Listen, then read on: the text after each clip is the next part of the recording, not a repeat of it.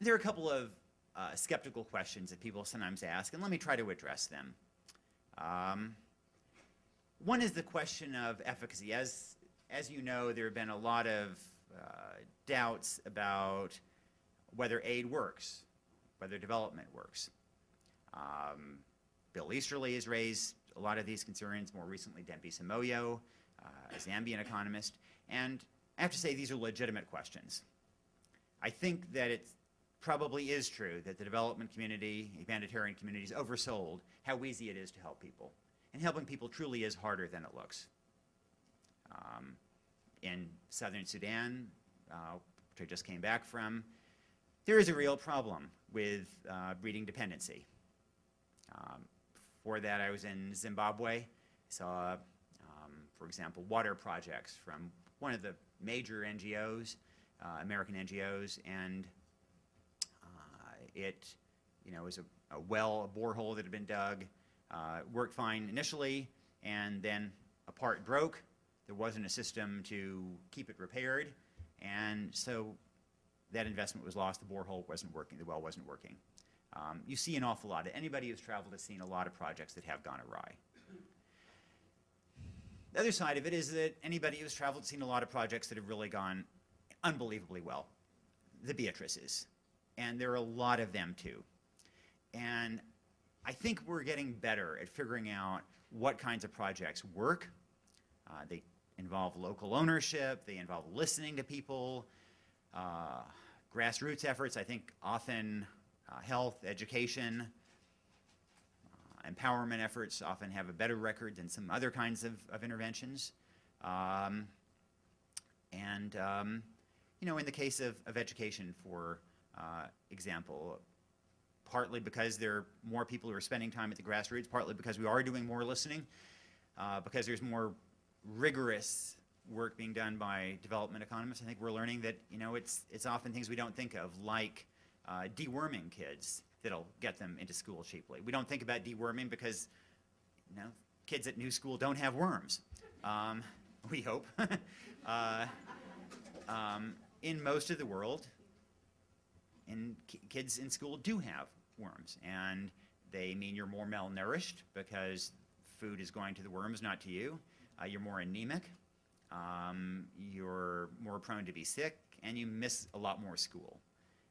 Deworming a child, one pill of albendazole will last a year. It's incredibly cheap, incredibly cost effective, and just a great way to get more kids in school. In terms of adolescent girls, one thing that we're increasingly learning was that it was never really talked about because it was something of a taboo, but that girls had trouble managing menstruation. And so they would stay home during their periods and would just get more and more behind and would eventually drop out. And there was a study that Oxford University did that just came out a month or two ago that suggested that just providing girls pads, which is an incredibly cheap intervention, reduced absenteeism by half. So I think we're getting more creative, learning better what works, and so I think we're getting a better handle on this, but I also think we need to acknowledge just how difficult it can be.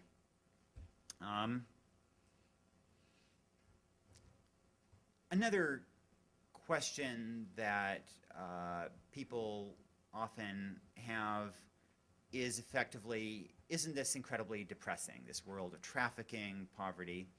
And I think it may be that one of the mistakes the development community, the humanitarian community has made is to focus on the wretchedness of it all.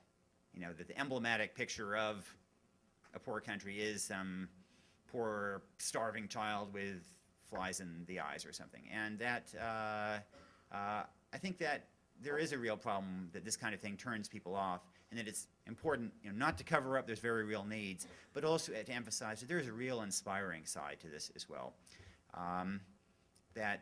That girl I showed you, Long Pros, who'd had her eye gouged out, what you also need to know is that that she was able to get help because of a woman called Somali Mam, a Cambodian woman who escaped the brothel and started an NGO 2 NGOs now to help girls get out of the brothels. And those brothel owners want to kill Somali. They've held guns to her head. They kidnapped her daughter. And she is out there every day expressing her humanity by helping girls get out of the brothel. And I just find that unbelievably inspiring and empowering. And in contrast, what I do find depressing is to come back here and you see people who have no greater expression of their humanity than to have the latest hot car or cell phone. That is what is depressing, not the world of international poverty, trafficking, whatever.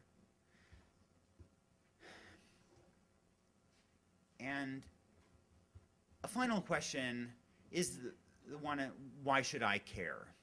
And it probably isn't one that would originate in this room because you all care, you manifestly care, which is, and your attendance here is evidence of that. But I think it is one that we need to think about and explore, and if there is to be a movement, how we build those connections. And obviously one answer to that is that if you've seen a 13-year-old girl who's had her eye gouged out, you don't ask the question. And I think if we can get more people to travel and see these needs so that they become real, then there can be much broader engagement. But there's another answer to it, and that has to do with what this does to us and how we benefit. There's been a lot of work in social psychology about what makes us happier, and it turns out that one of the mechanisms is indeed some connection to a cause larger than ourselves. That's manifestly what this is. And I think it also gives us more perspective. And there are some practitioners here, and I bet you will relate to this last story that I want to leave you with. It's about a friend of mine who is an aid worker, young American woman, and she's worked in some incredibly difficult places. I met her in Darfur, where she was unbelievably tough and strong, saw things no human being should ever have to see, and just never flinched, never broke down. And she came back over Christmas break and was visiting her grandmother here in the US. She's in her grandmother's backyard, and she totally breaks down. She just loses it. She's weeping on the ground. And you know what it was? Her grandmother had a bird feeder in the backyard.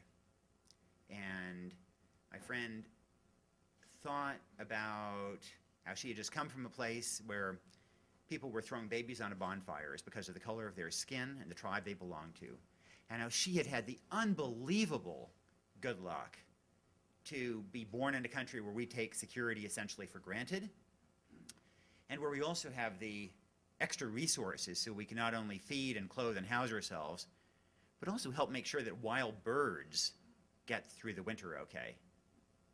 She just saw her life in a new perspective, her good fortune in a new perspective, and with it, the responsibility that comes with it.